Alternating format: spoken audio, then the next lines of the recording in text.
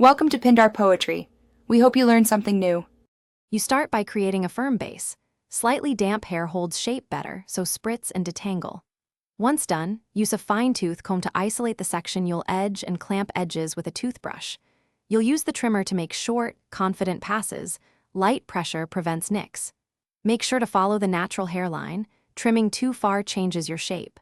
Pause to check symmetry in the mirror and adjust angle or tension before moving to the next section.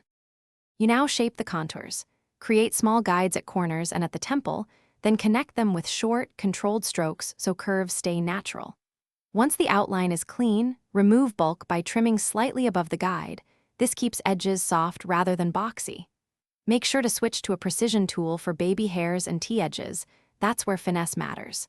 Blend the transition area by brushing with edge gel so the new line sits seamlessly against the rest of your hair. You finish by sealing the work. Apply a small amount of edge control and smooth with a brush or finger to lay hairs. Once set, step back and inspect from different angles. Fix any tiny uneven spots with microstrokes rather than big cuts. Make sure to clean and oil tools so they stay sharp. If skin irritates, stop and treat. If edges look uneven, trim gradually until balanced.